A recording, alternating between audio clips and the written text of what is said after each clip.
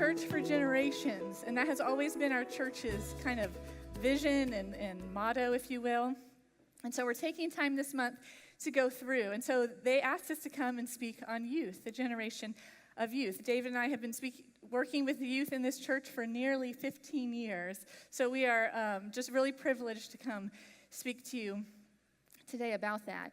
And when you're asked to speak on youth, it's impossible not to speak on culture. So really today, our topic is going to be about our cultural climate that we live in today and how it affects youth and how we can help youth be successful in their faith and in their life in the current cultural climate that we live in. So it will apply to everyone because you are all a part of this culture we are in right now.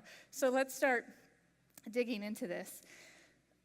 The age-old struggle that never changes between generations is that the older generation will look at the current culture and be like, oh my word, this is so much worse than it was when I was growing up. Like, it's so bad, you can't do that, you can't do this. Like, what are we going to do? And what's the youth's response to that always in every generation? It's so cool, and I want to do everything, and I want to be a part of everything because you're just old, and you don't get it. It's a new day. So that struggle goes on and repeats itself cycle after cycle with new generations replacing it. And so as Christians, we often approach culture and think of culture, and we ask the question, where should I draw the line? And this is a well-intended approach, but slightly misguided. This should not be our first question when approaching culture. It's a good question to ask, but I don't think it should be the first one. It should be down the line, because certainly, eventually, you need to ask, is this something I should be doing, or does it conflict with my faith? So it's an important question, but I don't believe it's the first question we should ask in regards to culture and our place in it and how we participate in it. And the reason why I don't think it's the best first question is because it's a little bit too simplistic to be helpful.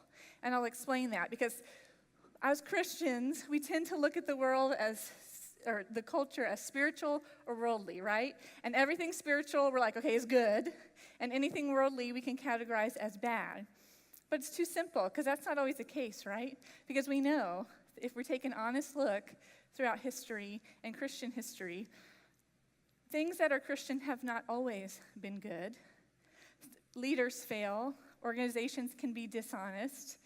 It's just a matter of fact. So not everything Christian is always good. Not to mention that songs and entertainment and movies that are Christian usually fail to reach, excellent levels, okay? I'm not dissing anything, I'm just being honest. So it's really too simplistic to say anything spiritual and Christian is good. And at the same time, we can't say anything worldly, everything worldly is bad, because there's many organizations, people, art expressions that aren't based in Christianity, you don't have a Christian base, but have done incredible good things for the world. So we don't really want to use this question or this view in how to approach culture the right way. So I'm going to give you a better first question when approaching culture. But before I can give you that question, I need to lay a little bit of a foundation. So just stay with me for a moment, and we're going to use this foundation throughout the rest of the teaching. The Bible is unique for many, many reasons. But one of the ways it's unique is that it's more than just a book about morality or religion. It's a story of the creation of mankind, the creation of the world. It's a whole narrative, and it's important that you see the Bible in this whole story, and I'll explain why it's important in a minute. So the Bible can be summarized in 4 chapters. And I'm just going to go over them quickly, because if you're here and you're not a Christian or you don't know the Christian views, I want you to be on the same page with us. And also, if you are a Christian, I want to make sure you see the Bible and summarize the Bible in these 4 chapters as a whole narrative. So I'll just go through them quickly. We have creation. Obviously, God creates the whole world, the universe, mankind. He is the author, and we live in perfect harmony with Him. He is in control, and we are His children who obey Him, right? You had perfection in the garden. Then chapter 2 is the fall, where people were like, maybe not. Maybe I know better. Maybe I want to be my own God. And so we chose sin, and we chose to disobey Him. Sin enters the story, right? Now, order is chaos, destruction, murder. Sin enters, and it's brokenness happens. And what's interesting and unique about the Bible is that we are the antagonists, right? We're the antagonists, and we're the ones in need of saving. So the bad wasn't just out there in the world, like other religions. It's always like the bad is out there. The bad was in here. We were the antagonists. So the fall happens, sin enters. Then we have chapter 3, redemption. From the moment we chose sin, God's redemptive work began. He covered Adam and Eve's nakedness with clothes. He saved a family on a ship when the earth was destroyed. He chose a people, Israel, to be his people.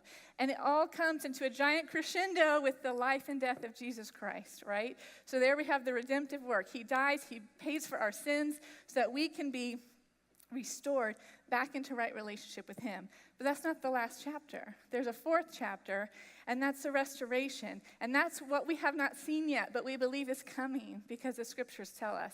And that's when God comes back for us, and it says he's creating a new heaven and a new earth for us to live with him forever together. And you can see Christ's words in Revelation when he says, "Behold, I'm making all things new." So we live right here. We're right there in the timeline. We're between redemption and restoration, right? Because we live after the cross, but God has not yet returned to take us to the home he's making for us. So why did we take the few moments to talk about the Bible as a narrative? And it's because there's a better first question when we approach culture. So what better than where should I draw the line? The first question should be, what is our salvation for? What is it for? Because Christians, we love to talk about what God has saved us from, right? Saved us from my sinful life, from this, to, eternal life and eternity with him. But we have to know that God has not just saved you from something, but he has saved you for something. He has saved you for a purpose, a very specific purpose, because you are to join in this narrative. You are to join in. You are a part of this story, the narrative of creation, of the Bible in its whole four chapters. You are a part of that. And we can only know ourselves if we know God, right? Because Christianity has done so much for the world. But one of the greatest things it has done for mankind is given us the value of human life. Value. Value comes because God saved you for a purpose. Our value, our identity is not your job. It's not that you're a dad. It's not that you're a mom. It's not that you have talent, you have hobbies. Your value, your purpose is intrinsic because God saved you for something. You are a part of this giant narrative that spans back throughout history. You think, okay, what does this have to do with youth? Why are you taking time to talk about this? Because one of the greatest issues our culture faces is a perpetual identity crisis. People don't know who they are. They don't know their purpose because you can't outside of Christ. You can't, because any other identity, any other purpose, no matter how well-intended, no matter how good it is for the world, is not eternal outside of God. So the good things you're doing, the job you have, the money you make, great, good, awesome. That's not your identity. But when we make those things our identity, and eventually they fail, you won't always work, you might lose your job, you might lose your family, your children won't be perfect, your talent, someone will be better one day. Whatever those things are that we have made our identity, well, one day that foundation will crumble if it's not Christ. And so our nation, the youth right now in our culture, struggle with this in a real bad way because our culture is a postmodern culture with no narrative, no cohesive story that they're a part of. You have different religions you can believe in, sure, but there's with Christianity not being the narrative for their life, they have no identity. And so the search continues. And so you start to make things, the youth make things, and we all do this. Our looks become our identity, our hobbies, our talents. Your behavior becomes your identity. That is one of the most crippling things to our culture right now, is our behavior, our inclinations, our desires have been now what people make their identity. And it will fail. We want humans flourishing without God. It won't happen.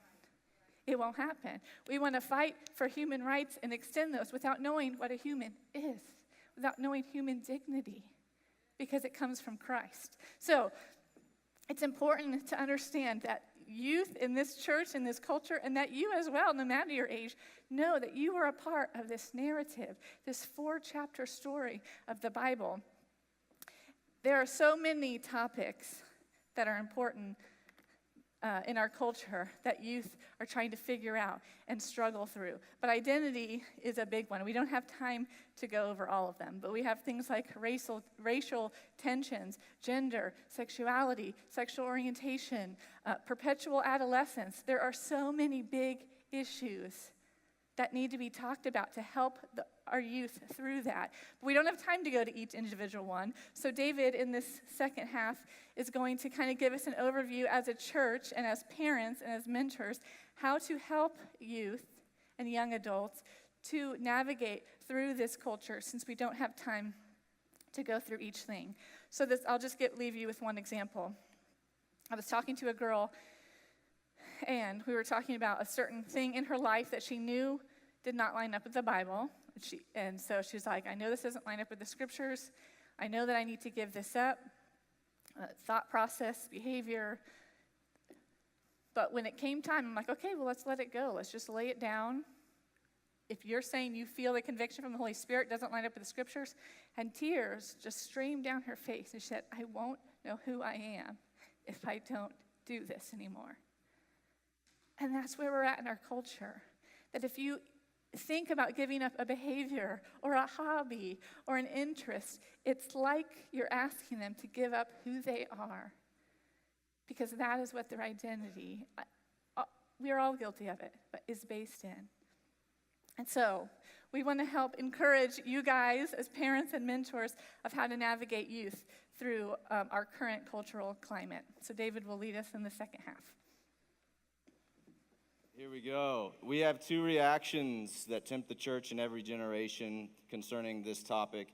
One is to flee the culture, a.k.a. hunker down. Just take care of your owns, right? And then that's also known as the drunken monk option, because that's what the monks did. They were like, the culture's getting weird. Let's go get drunk and have weird haircuts. So that's one of the options that you have, which I discourage. The other one is to avoid controversial issues in the culture altogether. The problem with both of these is neither one is rooted in love at all.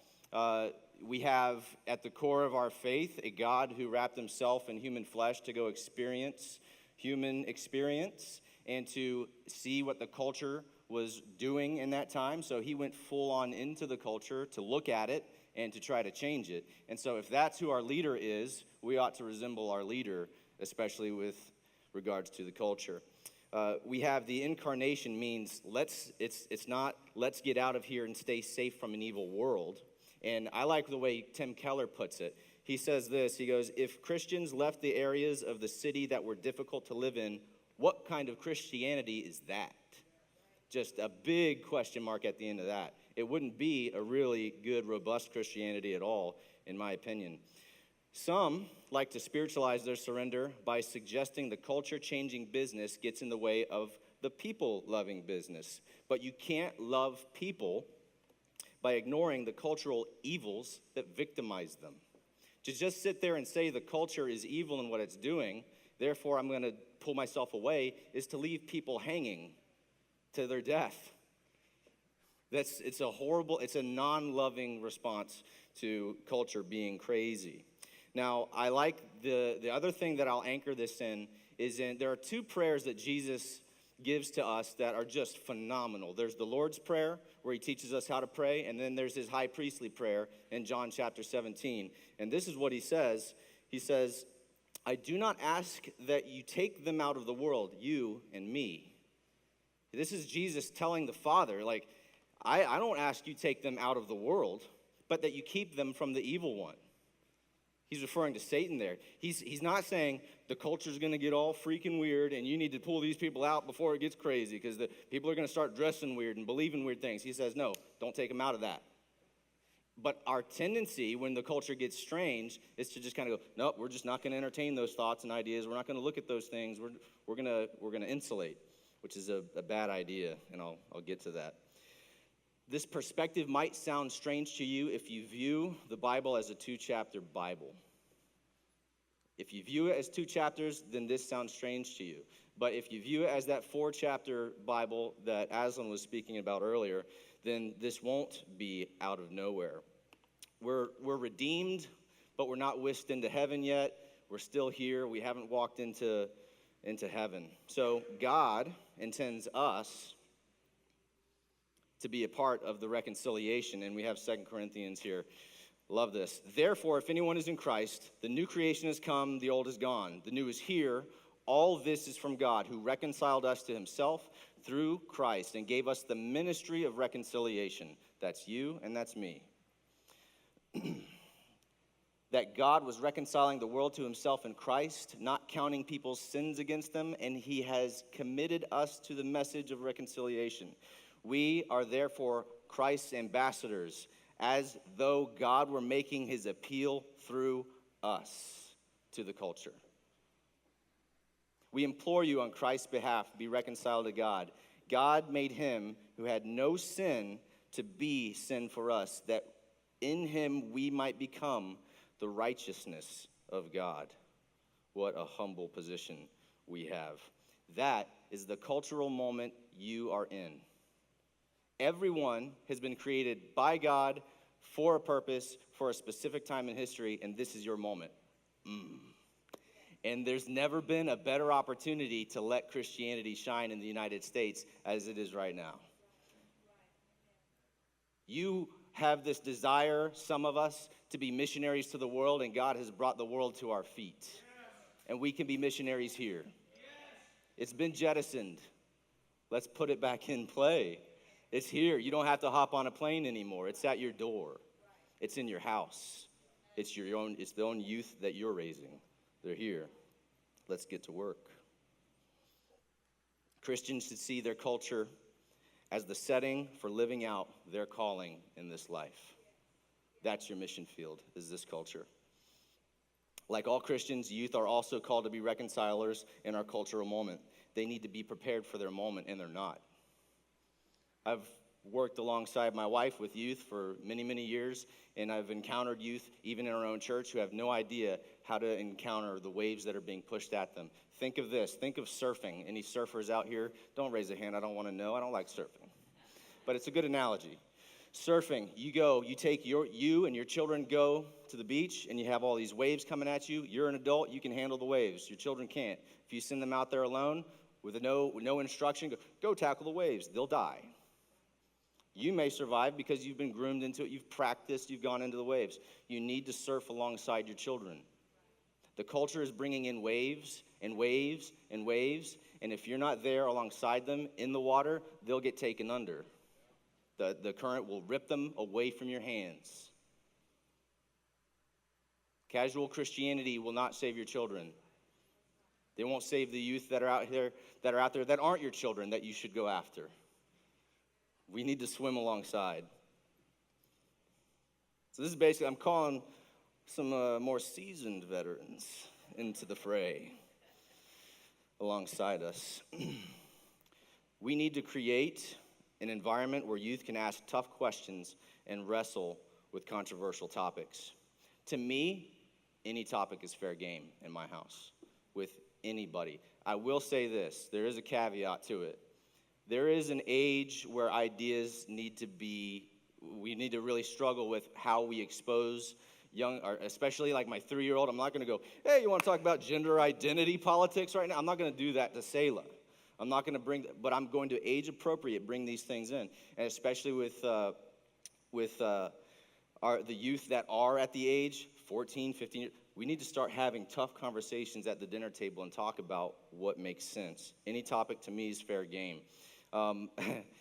There is so we have these emojis up here. You're like, why did he have emojis up there? I have no idea. These are the typical responses that I still have like this dark place in my heart full of humor that's just like crazy. And so whenever I hear a weird, crazy question, like all questions to me are fair game. And I have to be like the stoic, like, yeah, that's a legitimate question you're asking right now. You know, this thing that you're bringing to me. And I'll give you an example of one where I had to like totally like bite my tongue and go, yeah, I'm going to answer this. Just totally think that it's respectable to ask this. And I had to go away from my inner Steve Harvey because, like, the Family Feud, like, you ever see him get a crazy response and he just, like, puts his hand on the table and is like, oh, listen. His eyes are bugging out his head. And, like, I almost want that screen behind me to where I can go, and let's see the answer to the question of what are some crazy questions to ask? Bing, you know, and have it just flare up, their question behind me. I want that. That's the dark part of my heart that wants that. So this is what he said to me, and I took him serious, and I took him with me. And he said, David. I said, yes, that is my name. He said, what if aliens landed in the field right over here? What would you as a Christian do if that happened? And I was like, all right, I'm going to the alien questions now. All right, it's 9:30. And I said, I'd go up to them, shake their tentacle, and I would evangelize them. And he was like, what? And I'm like, I know what he was trying to do, like, aliens prove that God's not real if they land. And I was like, no. I said, you know why I'd evangelize them? Because they're still in the same universe I'm in, and it's the one that God created. So if they're aliens coming and landing, so like I took it that serious, where I started like, and he was like, oh, all right, yeah, it's cool, I'll evangelize them with you, you know. Now, if I had just gone, you're insane, aliens, you know, did that, like you all want to do when that question's ever posed, and you're justified on keeping that in. It's a normal response to that. But he eventually started asking me good questions. Had I just gone, oh, you idiot, he would never have brought legitimate doubts and questions to me.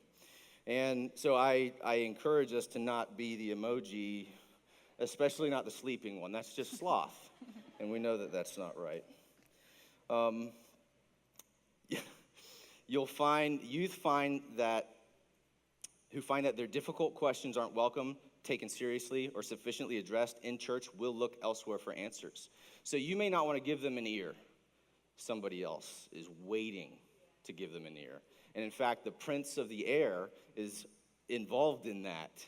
And we ought to take even silly questions, or as long as they're honest. If it's just cynical questions, just don't give time to that. But if they're honest, and even though you think they're silly, the prince of the air has somebody in the wings waiting to hear that and give them credence to believing in something else. So we ought to. Another reason why I think all questions are on the table is because I have had experience with youth where they'll say, you'll talk about anything. And I don't know if that's an insult. Maybe I talk too much. But they're like, you're not afraid to go into any topic. And why should I be? Why should you be afraid to go into any topic? The only bad thing is if you speak outside of your knowledge on a topic. But I'm willing to go into any topic with anybody, and I'm willing to admit when I don't know something. And so one of the things that keeps maybe some parents in fear of getting into these tough questions and handling the culture questions that are coming is because you're afraid to be found without an answer. I say jettison the fear and do some homework and study. You're an adult, you're still living, you need to continue your education. You need to see what's going on in the culture, especially if it's your children that are at stake. I know that this is important in our time. We shouldn't be afraid of these things. We should always be willing to go and see what's coming down the pipe. How many times, how about anybody here love the Psalms? Everybody. So we love the Psalms. David writes the Psalms. Have you ever paid attention to how often David questions the very existence of God? And we celebrate the Psalms. And we're like, they're the best works of poetry. He's like, do you even love me? The question comes from your own house, and you're like, you just got to believe. And we get really concerned. David was never condemned for his questioning. God met him in it. And we want to, here's the hyper-spiritualized aspect of things, is we want to just say, just believe. Just believe. No. Jesus said, come, let us reason together. He said, be patient with those who doubt. Older generations present here in the room, though you have much more experience than us and much more knowledge than us, you are still commanded to be patient with those who doubt. Even though you're like, well, I'm from a generation where, there's no excuse to just be the crackly old guy that's like, I don't have time for these questions. I'm sorry, Jude says you do have to be patient with these questions and these things. Often seekers become mockers if they're not allowed to wrestle with their doubts and their questions. Jesus did not condemn Thomas for saying, I don't know if I can trust this yet. I don't know. Did Jesus come to him and say, you idiot, here I am? No, he said, here's my hands. He gave him evidence. He gave him good reason to believe. I love it. Here's a problem, is I'm running out of time. Many students struggle with these ideas because they haven't been taught how to think. Can't distinguish between an assertion from an argument. There are statements like this that you could just, next time you hear it, you can now level this charge back, okay? We can't be sure whether Jesus actually existed. Have you ever heard that? Anybody ever heard? We can't even be sure if he actually walked the face of the earth. Do you know that that is evidence of somebody who is not engaging in intelligence or actual historical study? There's not a single credible historian of that time that would ever make that statement, and I'll get into that very briefly here. I like to do this. I like to say from the pulpit, come at me. Ask any question. You buy my lunch, I'll pray for yours. Let's talk about anything. You know what I'm saying? Like, I like doing that, and I like saying, you believe that what you believe is better than mine? Come on, let's go. Let's have lunch. Let's enjoy each other's company. And I'll entertain all your questions, and I'll ask you questions and all this stuff. So I did this, and a young guy actually took me up on it. I was surprised. I was like, nobody ever does this. I keep threatening it all the time, and finally somebody's taken the bait. So I reeled that fish in. And we went to Chipotle, where all theological debates should take place, because you get both steak and chicken. No, okay. And I said, what do you believe? And he said, what he believes. And I said, that's just an assertion. You haven't argued for that being true. Huh? And he would just say all these things. And he brought this one out. We don't even know if Jesus actually existed. And I said, I could quote about 5 atheists right now that say that that's wrong. I could give you the book that they said it in, the chapter that they said it in. I won't even quote Christians on the matter. And I was able to give him verse. I said, I'll quote a Jewish historian on it. I'll quote a Greek historian on it. Josephus in the Antiquities of the Jews. Tacitus, if you want a Greek, here, take that and run with it. And he's just like, didn't know what to do with it. And on every topic, I had a place to point and say, here it is, there it is. You ought to do it too. Even if you're not fantastic at it, you got to start and get into that if you want to reach this generation.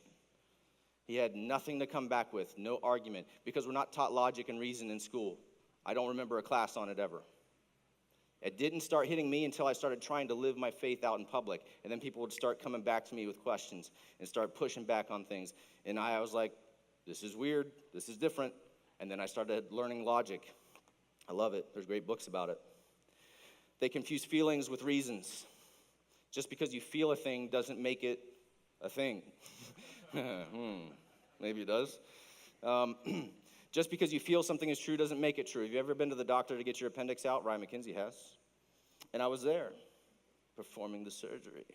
No, I was there. He was there to get his appendix out. And had the doctor said, I feel the appendix is here, and starts drawing there to take it out, I'd go, Ryan, let's go. Let's get out of here. If he was unconscious and on the table and the doctor starts drawing there to take out his heart, I would have picked Ryan up on my shoulders and ran him out of the building. Because the truth is, your heart is here and your appendix is somewhere else.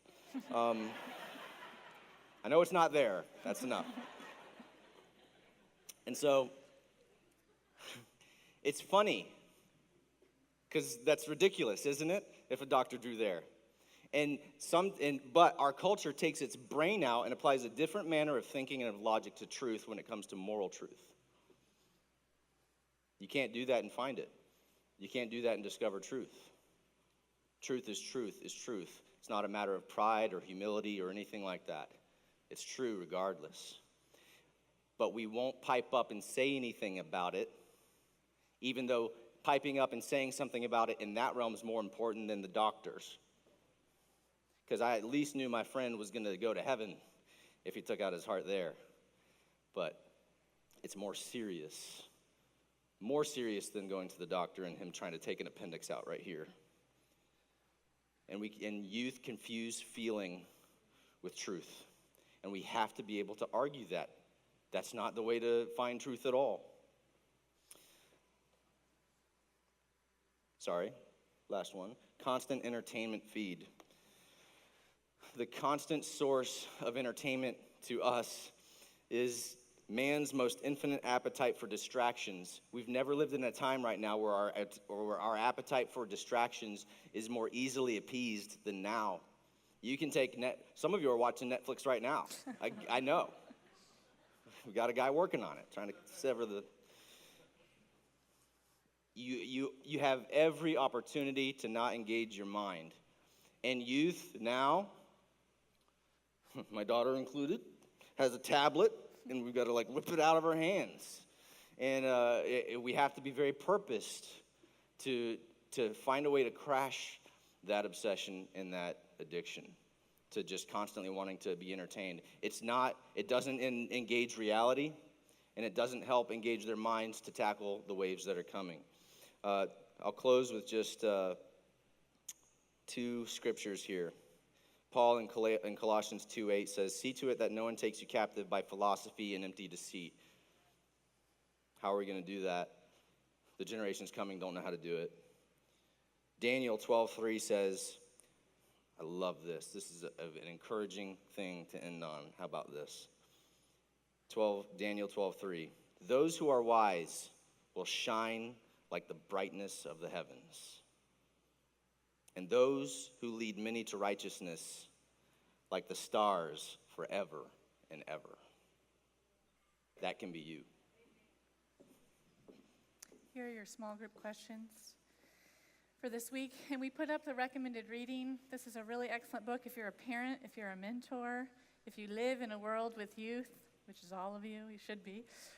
We recommend reading this book. It will be very, very helpful to you in knowing what you believe and helping detangle some of these issues that youth are facing. So we can go ahead and stand and we'll pray.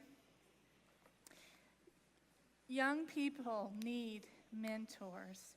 They need parents. They need friends who are willing to have difficult, uncomfortable conversations. Can you, no matter where you fall in the generational range, can you be someone that commits to saying, okay, I'm going to be open to these conversations. No matter how uncomfortable it makes me, no matter how unprepared I feel, it's going to push me to study. Can you commit to being that person? Because it's not helpful to the youth when facing everything they have to face if they feel like there's only their own peers to get advice from, or professors, or people that have different points of view, which is not bad to get different points of view, but they need to know that they are part of this narrative, of this story, that they have a purpose, and that purpose doesn't mean it can't be fulfilled because of the cultural moment that they live in now.